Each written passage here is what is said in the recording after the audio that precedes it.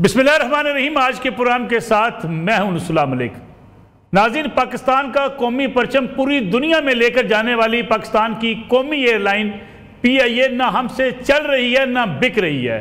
और अफसोस और शर्म का मुकाम तो ये है कि जिस कंसल्टेंट को हमने 2 अरब 22 करोड़ रुपए दे दिए, वो कोई एक भी सरमायाकार को पाकिस्तान में इसकी नीलामी के लिए ना ला सका। लोकल जिस सरमायाकार ने इसकी बोली दी वो भी 10 अरब रुपए, 85 अरब बेस प्राइस रखने के बावजूद 10 अरब से ऊपर बोली ना जा सकी। और वो PIA जो दुनिया भर में एक अपना मुकाम रखती थी, पाकिस्तान की कौमी एयरलाइन, जिसके बाद कई दुनिया की एयरलाइंस नक्शे पर आई, दुनिया के नक्शे पर और आगे बढ़ी, लेकिन हम मुसलसल पीछे ही जाते चले गए। इसी एयरलाइन ने एक ज़माने में पाकिस्तान का नाम बनाया, मुकाम बनाया, लेकिन आज हम इस एयरलाइन को बेचना चाहते हैं तो कोई हमें ख़रीदार नज़र नहीं आता। माजी में भी कई बार इस एयरलाइन को बेचने की कोशिश की गई, लेकिन उसमें कामयाबी ना हो सकी। और इस बार जब ये फैसला कर लिया गया कि वो इदारे जो खसारे में चलते हैं उनको हर हालत में बेच दिया जाएगा, तो PIA के लिए जो भी हमने कोशिश की वो सारी रायगां चली गई। गोया 90 लाख रुपए की तशहीर भी की गई, उसका भी कोई फ़ायदा नहीं हुआ। और अब देखना यह है कि क्या PIA हम चला नहीं पा रहे, हम चलाना नहीं चाहते, और अगर हम बेचना चाहते हैं तो हम बेच भी नहीं पाते। वजह क्या है, आखिर क्यों हम इस सतह पे आन पहुँचे हैं कि वो इदारे जो एक मुकाम रखते थे, हमारे लिए एक मुनाफा बख्श इदारे थे, फिर खसारे में चले गए। खसारे में जाने के बाद अगर हम उनको फ़रोख्त करना चाहें तो कोई सरमायाकार भी दिलचस्पी नहीं रखता। ये सवाल भी उठता है कि जब माजी में भी इदारे निजकारी के अमल से गुजरे, उस निजकारी के अमल पर, उसकी शफाफियत पर एतराज़ात उठते रहे और ये कहा जाता रहा कि ये उन्हें पौनों दामों फ़रोख्त कर दिए गए। अब PIA के जिसके पास अपने असासे भी हैं, और ये कहा जाता है कि रोज़ वेलेट होटल जो न्यूयॉर्क में है और पेरिस में होटल, अगर इस 2 इदारों को ही, 2 जो प्रॉपर्टीज़ हैं, इनको ही बेच दिया जाए तो PIA को चलाया जा सकता है। PIA को नए जहाज़ चाहिए, नए जहाज़ लीज़ पर लिए जा सकते हैं।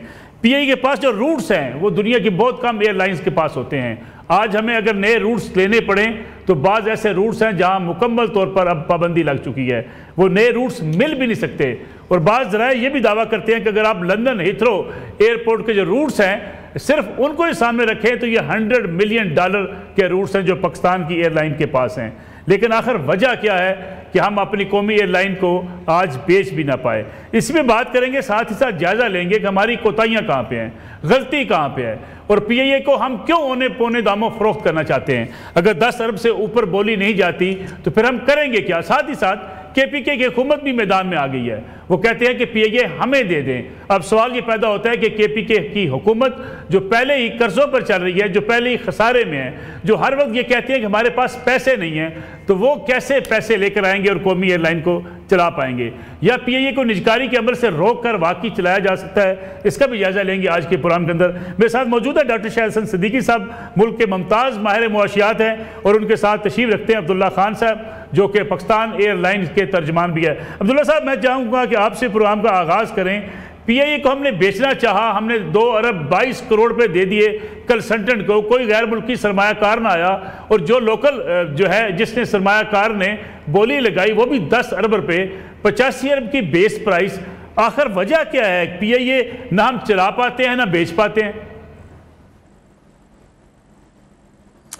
बहुत शुक्रिया, और बड़ा आपने तफसीली इंट्रो इस पूरे मामले के ऊपर दिया। देखें, एक बात तो मैं यहाँ पे क्लियर करना चाहता हूँ कि मसला PIA या PIA के नाम में नहीं है। कि अगर आप इस बात पे प्रिज्यूम करते हैं कि शायद इसका नाम इतना बुरा हो गया या कंपनी की हालत इतनी बुरी हो गई है कि लोग इसको ख़रीदने के लिए तैयार नहीं है, देखें हमें ये समझना पड़ेगा कि इस पूरे प्रोसेस के अंदर बहुत सारी ऐसी चीज़ें जो शायद बहुत बेहतर तरीके से हो सकती थी। गुज़श्ता 1-1.25 साल से हम एक पूरे प्रोसेस के अंदर गए, और उस प्रोसेस के अंदर से एंड में हम अनफॉर्चुनेटली एक बदकिस्मती से एक ऐसे नतीजे के ऊपर निकले जो शायद उसने सबकी उम्मीदों पर पानी फेर दिया। PIA की इंतज़ामिया, इवन PIA की एम्प्लॉइज़ और हुकूमत पाकिस्तान तीनों इस बात के ऊपर बहुत ज़्यादा उम्मीदें लगा के बैठे थे कि शायद PIA एक फ्लैगशिप प्राइवेटाइजेशन प्रोजेक्ट होगा, और एक ऐसा इदारा जो कि मुल्क की शनाख्त है, एक ऐसा इदारा जो कि मुल्क का परचम बरदार है और पूरी दुनिया के अंदर इसका नाम है। अभी भी आप यूरोप में जाएँ, अमेरिका में जाएँ, उनको पाकिस्तान के किसी इदारे का नाम नहीं पता होगा, लेकिन PIA को वो जानते होंगे। वो एक फ्लैगशिप प्रोजेक्ट के तौर के ऊपर आएगा और उसके ऊपर एक अच्छा तरीके से ये प्राइवेट मैनेजमेंट को हैंड ओवर होगा। इट इज़ वेरी अनफॉर्चुनेट, बड़ी बदकिस्मती की बात है कि प्रोसेस उस तरीके से नहीं हुआ जिस तरीके से शायद ही होना चाहिए था। लेकिन एक बात मैं बार बार ये क्लियर करना चाहता हूँ कि PIA पाकिस्तान के चंद टॉप 3 ब्रांड्स के अंदर से उसका शुमार है और अभी भी इसके अंदर बड़ी सॉलिड फाउंडेशन के ऊपर है। इसके अंदर कसूर PIA या PIA के नाम का नहीं है।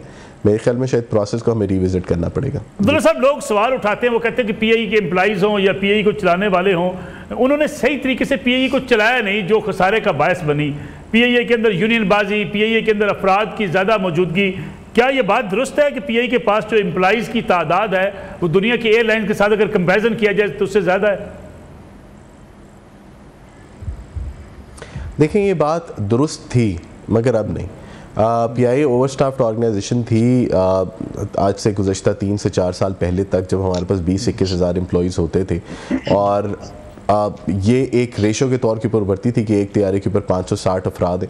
लेकिन अब वो ऐसी सिचुएशन नहीं है। गुज़श्ता 3-4 सालों के अंदर हमें कुछ एक इस्लाहात और कुछ एक रिफॉर्म्स के पूरे एक एजेंडे से गुजरे, क्योंकि ये प्राइवेटाइजेशन जो अभी आप देख रहे हैं, इस प्रोसेस के एज अ प्री रिक्विजिट तो शायद 3-4 साल पहले से शुरू हो गए थे। एम्प्लॉय की स्ट्रेंथ इवेंचुअली कम की गई और अब 7-7.5 हज़ार के ऊपर एम्प्लॉय की स्ट्रेंथ है, जो कि किसी भी तौर पर ज़्यादा नहीं है। बल्कि इनफैक्ट कुछ जगहों के ऊपर तो PIA को मज़ीद भर्तियाँ करनी है, जिसमें हमें मज़ीद कप्तान रखने, केबिन क्रू की हमें मज़ीद ज़रूरत है। तो कहने का मकसद ये है कि अब वो ओवर स्टाफ नहीं है जिस तरीके से पहले आप जैसा कहते हैं कि थी। दूसरी बात ये कि एक बार हम ये बात कहते हैं, लेकिन अनफॉर्चुनेटली ये रेशो बहुत ज़्यादा निकलती है। एम्प्लॉयज़ की तादाद का दारोमदार आपके बिजनेस मॉडल के ऊपर भी होता है। अगर आपका बिजनेस मॉडल इस तरीके का है कि आपने तमाम चीज़ों को आउटसोर्स करके रखा हुआ है और दूसरे इदारे, फॉर एग्जाम्पल ग्राउंड हैंडलिंग किसी और के पास हो, इंजीनियरिंग किसी और के पास हो, किचन किसी और के पास हो, एयरपोर्ट सर्विसेज किसी और के पास हो, तो आपके पास तो सिर्फ मैनेजमेंट और क्रू बचेगा। तो इस हिसाब से एक आप बहुत हेल्दी एफिशिएंट कंपनी होगी। लेकिन PIA के अंदर ये सारी चीज़ें इनसोर्स्ड है और उसका ये मतलब नहीं है कि इनएफिशिएंट है। बिकॉज अगर हम एयरपोर्ट सर्विसेज किसी और को देंगे बनिस्बत वो एयरपोर्ट सर्विसेज जो हम अपने एम्प्लॉय से करवाते हैं, हमें वो बहुत सस्ती पड़ती है। इस तरीके से अगर हम फ्लाइट किचन को आउटसोर्स करके हम लेट सपोज कहीं और बाहर से खाने लेने शुरू कर दें बनिस्बत वो जो कि आप अपने किचन में बनाते हैं, तो वो हिसाब से आपको सस्ते पड़ते हैं, तो हम कॉस्ट इफेक्टिव ज़्यादा हैं। अभी थोड़ी देर पहले एक TV प्रोग्राम के ऊपर ये बात हो रही थी कि PIA के टोटल HR कॉस्ट जो है वो 9-9.5% से ज़्यादा नहीं है और हम उस एयरलाइन जिसका हम बहुत ज़्यादा बात करते हैं वो 28% के ऊपर है। तो 28% एक दुबई बेस्ड एयरलाइन के ऊपर जिसके रेवेन्यू भी $15-16 बिलियन है साल का, बनिस्बत 9.5% एक ऐसी एयरलाइन के अंदर जो कि 200 अरब रुपए, 250 अरब रुपए बनाती है। इस बात को शो करती है कि इनएफिशिएंसी एक्चुअली एम्प्लॉय स्ट्रेंथ से ड्राइव नहीं हो रही। इनएफिशिएंसी के और बहुत सारे फैक्टर्स हैं। अब्दुल्ला साहब, अगर हम बात करें इस वक्त जो हमारे पास प्लेन्स हैं, 777 की बात की जाए, एक 777 इस वक्त कितने में कास्ट करता होगा, उसकी क्या मालियत होगी जो सिर्फ पाकिस्तान एयरलाइन के पास है? दूसरा ये बताइएगा कि जो हम 85 अरब रुपए जो हमने बेस प्राइस रखी थी, बाज़ लोग तो इस पर भी इतराज़ करते हैं कि गवर्नमेंट जब भी ऐसा जो है वो करती है बेस प्राइस, वो भी मार्केट प्राइस से कम होती हैं जो हमारे इस वक्त असासे हो सकते हैं। आपके रूट्स, आपके जहाज़, आपके जो असासे हैं, क्या इतनी मालियत के हैं जितनी इस वक्त बेस प्राइस रखेगी? बहुत अच्छे सवाल, और दोनों सवालों के जवाब मैं एक एक करके देता हूँ। PIA के पास इस टाइम पे 12 बोइंग 777 है, जो कि दुनिया का एक बहुत पॉपुलर जहाज़ है। एक नया 777, अब ये डिपेंड करता है कि आपने कितनी तादाद में उठाएं। उसकी मेरे ख्याल जो मार्केट वैल्यू तो शायद $300 मिलियन के करीब हो। अगर आप उसको क्वांटिटी में उठाएं तो $200-250 मिलियन के करीब एक जहाज़ है और आपके पास 12 है। दूसरी बात जो आपने बोली उसके ऊपर कि जी 85 अरब का फिगर कहाँ से आया, हमें ये बात समझनी पड़ेगी कि PIA के इस टाइम पे बैलेंस शीट के ऊपर या PIA की किताब के ऊपर 165 अरब रुपए के कर्जे हैं, 165 अरब रुपए के असासे हैं जो PIA की मिल्कियत है, यानी वो चीज़ें जो कि आपके पास असासों के तौर के ऊपर है। उसका 60% आपने डाइवर्स्ट आउट करना था या जिनकी आपने निचकारी करनी थी। तो उस हिसाब से 165 का अगर आपने 60% लगाएं तो ये तकरीबन 99 अरब रुपए या 97 से 99 अरब रुपए के दरमियान में ये आपके टोटल इसकी मार्केट वैल्यू बनती है सिर्फ एसेट की बेस के ऊपर। उस हिसाब से निचकारी कमीशन ने एक बहुत अट्रैक्टिव प्राइस 85 अरब लगाई थी, कि जिसका मतलब ये है कि एक थोड़ा सा इंटाइस करे। इसका मतलब ये नहीं था कि इसकी वैल्यू इतनी नहीं बनती। और वो बहुत सारी पर्सनैलिटीज़ जो कि सुबह से मैं देख रहा हूँ जो कि कह रहे हैं कि जी 85 अरब भी बहुत ज़्यादा है तो 10 रुपये में दे देनी चाहिए, तो 1 रुपये में दे देनी चाहिए, वो मेरे ख्याल में थोड़ी सी ज़्यादती कर रहे हैं बगैर PIA की किताबों को देखे हुए। लेकिन एक बात और समझने वाली और ये बड़ी इंपॉर्टेंट है, देखें किताब के ऊपर असासे होना या आपकी टोटल प्रॉपर्टी की कीमत होना या जहाज़ों की कीमत होना एक बात, किसी भी कंपनी का जब आप तखमीना लगाते हैं, उसकी वर्थ कैलकुलेट करते हैं, तो उसके अंदर दो और फैक्टर्स आते हैं। एक फैक्टर आता है उसकी अर्निंग कैपेबिलिटी, कि वो जैसी भी कंपनी है वो इस टाइम पे साल का या महीने का कितना रेवेन्यू कमाती है। इस हालत के अंदर भी अगर PIA 250-250 अरब साल का कमाता है तो उसका मतलब ये है कि अर्निंग पोटेंशियल इसका बहुत अच्छा है। इसका मसला रेवेन्यू की इनकमिंग नहीं है या रेवेन्यू जनरेशन इसका मसला नहीं है। दूसरी बात जो बहुत ज़्यादा इंपॉर्टेंट फैक्टर होता है वो किसी भी इदारे की साख्त या उसकी ब्रांड इक्विटी होती है, कि उसकी ब्रांड की कितनी वैल्यू। एक इदारा जो कि एक कॉमन हाउस होल्ड नेम है, आप PIA का नाम लें तो हर छोटे से छोटा बंदा भी जानता है कि PIA क्या करती है, PIA का क्या काम है। उसके साथ आपके पास 60 लाख कंफर्म पैसेंजर है जो कि हर दफ़ा प्रेफरेंस देता है PIA से ट्रैवल करने को, क्योंकि वो कंफर्टेबल है PIA के जहाज़ में बैठने के लिए। उसको PIA के जहाज़ का माहौल अपना कंफर्टेबल लगता है। तो इन तीनों चीज़ों को भी अगर आप शामिल करें तो उसकी वर्थ आपकी किताब के ऊपर जो मालियत है उससे वो ज़्यादा होती है। तो कहने का मकसद ये कि 85 अरब कहाँ से आया ये तो मैंने आपको बता दिया, लेकिन ये बहुत ज़्यादा है या ये फेयर वैल्यू नहीं है, ये कहना दुरुस्त नहीं है। अब्दुल्ला साहब हमारे साथ मौजूद रहिए। डॉक्टर शाह हसन सिद्दीकी साहब, मैं चाहूँगा क्योंकि मुल्क की इकानमी के हवाले से आपसे बातचीत करनी है, लेकिन PIA के हवाले से मैं चाहूँगा कि आपका कमेंट इस पर ज़रूर लें। PIA को जिस तरीके से बेचा जा रहा है और जो PIA के असासे हैं, जैसा कि मैंने जिक्र किया कि अगर आपको इस वक्त जो रूट्स PIA के पास हैं वो इतने कीमती रूट्स हैं कि अगर किसी भी एयरलाइन को इवन बाज़ जगहों पर रूट्स के लिए अप्लाई करना पड़े तो वहाँ उन रूट्स की मौजूदगी ही नहीं है, वो रूट्स ले ही नहीं सकते। इन चीज़ों के बावजूद PIA को अगर हम बेचना चाहते हैं, 10 अरब की बोली, फिर 85 अरब की बेस प्राइस, आपको लगता है हमारा निजकारी का अमल दुरुस्त होता है? बहुत शुक्रिया। हमारा निजकारी का अमल मुतनाज़ा, गैर शफाफ और कौड़ियों के मोल हमने बेचे हैं। 6500 अरब रुपए के असासे बेचे, वो पैसे हम खा गए, असासे हमारे हाथ से निकल गए। और ये आपको मैं बता दूं कि बेशतर बहुत अहम अदारे हैं जिनको हमने बेचा, वो बंद हो गए। एक नेशनल फाइबर था जो काबिल फ़ख्र इदारा था, उसको प्राइवेटाइज़ किया, वो बंद हो गया, उसके प्लॉट बना के बिक गए। बैंकर्स इक्विटी एक बहुत बड़ा इदारा था, बलूचिस्तान व्हील। तो ये तो खसारे का सौदा रहा है और मैं कई बरसों से मैंने प्रूव किया है आदाद शुमार की मदद से कि ये तबाही का नुस्खा है। और सबसे ज़्यादा जो कामयाब हुकूमत कह रही है और सबसे ज़्यादा जो पैसे मिले हैं वो बैंकों से मिले हैं, निजकारी से। और मैंने ये साबित किया है कई बरसों से कि ये निजकारी नाकाम है, इससे मईशत तबाह हुई, इससे पाकिस्तान की सलामती को ख़तरात हुए और आगे मज़ीद ख़तरात हैं जो अब स्टेट बैंक कई बरसों के बाद अब दबे लफ्ज़ों में ये तस्लीम कर रहा है। तो मैं तो ये कहूँगा कि अल्लाह ताला ने हमें एक हमारे खुसूसी मौका दिया है और मैं तो अल्लाह ताला का शुक्र कर रहा हूँ कि ये नाहल तरीके से इंतहाई औने पौने बेचने की जो नाकाम कोशिश कर रहे थे और इससे पहले एक हिकमत अमली के तहत कई बरसों से PIA को तबाह करने की कोशिश की गई, इसकी साख ख़राब की गई।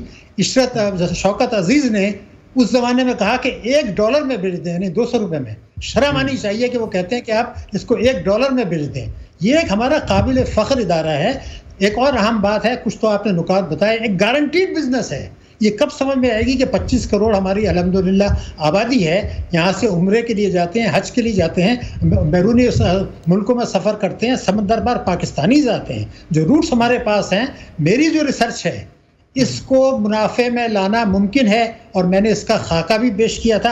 अगर नियत हो, अगर लूट मार ना करनी हो तो इसको मुनाफे में आज भी लाया जा सकता है, आज भी इसकी निजकारी की जा सकती है। जो मुश्किलात बताई जा रही हैं, मैं आज भी आपको फिगर्स की मदद से ये बता सकता हूं कि आज भी इसकी 85 अरब से ज़्यादा में निजकारी की जा सकती है, लेकिन चंद इक़दामात उठाने पड़ेंगे। लेकिन एक साजिश के तहत ये नहीं किया जा रहा और इसको जो है ना असासे बेचने की कोशिश की जा रही है। मैंने 2 रकात शुक्राना पढ़ा कि ये नाकाम हो गया और ये साजिश भी नाकाम हो गई। मैं आपको वजह बता दूँ इस गारंटीड बिजनेस क्या। देखिए, अब बात यह है कि 163 अरब रुपए के असासे हैं, 200 अरब रुपए का कर्जा है, इसको 100-150 अरब रुपए चाहिए हमें मुल्की करेंसी में। जब शहबाज शरीफ साहब ये कहते हैं कि FBR ने एक साल में 15,000 अरब रुपया अपनी कैपेसिटी से कम बनाया, कम वसूल कर रही है, ये वो कह रहे हैं। लेकिन मैंने तो ये कहा कि जनाब FBR के अलावा सूबों का भी ले लें, दूसरों भी ले लें, वो 22,000 अरब रुपए एक साल में कम वसूल कर रहे हैं प्राइम मिनिस्टर के मुताबिक और हमारी कैलकुलेशंस। तो क्या उससे 100-200 अरब 300 अरब रुपए की वसूली करके हम PIA को नहीं बचा सकते? पहला सवाल। और अगर हुकूमत कहती है कि 15,000 अरब रुपए कम है और वो वसूल करना नहीं चाहते तो फिर कौन वसूल करेगा? ये जवाब आप मुझे दे दें। दूसरा ये था कि देखिए 2 वर्षों में हमने 26 अरब डॉलर का तिजारती खसारा कम किया है, पाकिस्तान ने 26 अरब डॉलर का वर्षों में तिजारती खसारा। तो क्या इस साल में 2 अरब डॉलर कम करके हम पीआईए को में इन्वेस्टमेंट नहीं कर सकते कि भाई ये 2 अरब डॉलर लें, नए जहाज लें, नया इन्वेस्टमेट करें और ये शॉर्टफॉल को पूरा करें, इसको चलाएं? ये हम क्यों नहीं करते? ये एक मिस्टीरियस राज है। क्या रोशन डिजिटल अकाउंट में 9% पर हम कुछ कर्जे लेके आए हैं पैसे समझदार पाकिस्तानियों से? क्या आप मजीद 1 अरब डॉलर नहीं ले सकते उनको देके? क्या कमर्शियल बैंकों से नहीं ले सकते? जिंदा कौमें फैसला करती हैं, सख्त फैसले करती हैं। पाकिस्तान का कोई छोटा मुल्क है, इसके पास ज़बरदस्त असासे हैं, जौहरी ताकत है, स्ट्रेटेजिक लोकेशन है, दुनिया में हमारी नज़रें हैं। तो वो तो चाहते हैं कि ये बिक जाए, लेकिन कुदरत ने मौका दिया। मैं आपको साबित करूँ कि जब नवाज शरीफ साहब ने जौहरी धमाके किए थे तो हमारे ऊपर सैंक्शंस आ गए, उनके अल्फाज थे। कुदरत ने हमें ये मौका दिया है कि हम बैरूनी वसाइल से जान छुड़ा के अपने पैरों पर खड़ा हों, लेकिन उसके बाद से कर्जे लिए। मैं कहता रहा कि जौहरी कुव्वत के मुताबिक आप अपनी माशी कुव्वत बनाए, नहीं बनाया और इसको दानिस्ता तबाह किया गया। अब मैं ये पूछना चाहता हूँ कि अगर भारत 1994 में जो है IMF का कर्जा लेके बैंकरप्सी की तरफ जा रहा था, वो फैसला करके IMF के प्रोग्राम से बाहर निकल आया और आज तक नहीं गया, तो पाकिस्तान जिंदा कौम की हैसियत से ये क्यों नहीं कर सकता कि अपने चंद 100 अरब डॉलर के जो है वो टैक्सों की वसूली बढ़ाए, कुछ शाना अखराजात कम करें, तिजारती खसारा जो है वो जब 26 अरब डॉलर 2 साल में, तो हम 2-3 अरब डॉलर वो कम करें, समझदार पाकिस्तानियों से, तिजारती बैंकों से, और इसको चलाएं, मुनाफे बख्श बनाएं। अलबत्ता जो यहाँ का मैनेजमेंट है और जो बोर्ड ऑफ डायरेक्टर्स है, उनसे तहरीरी तौर पर लें कि अगर हम आपकी ये मदद कर दें तो क्या आप ये गारंटी करते हैं कि 1 साल में मुनाफे में आ जाएगा? अगर नहीं करते तो मैं हिकमत अमली का खाका देने के लिए तैयार हूँ जनाब। बिल्कुल ठीक है। डॉक्टर हसन सिद्दीकी साहब, एक ब्रेक का वक्त हुआ, एक ब्रेक से वापस आते हैं तो इसी में बात करेंगे कि अगर नए तियारे मिल जाएं लीज पर, अगर PIA के पास फंड्स आ जाएं, हुकूमत फंड्स दे दे, तो फिर क्या PIA को चलाया जा सकता है? अगर चलाया जा सकता है तो फिर औने पौने दामों इसको बेचने की ज़रूरत क्या है? इस पर बात करेंगे ब्रेक के बाद।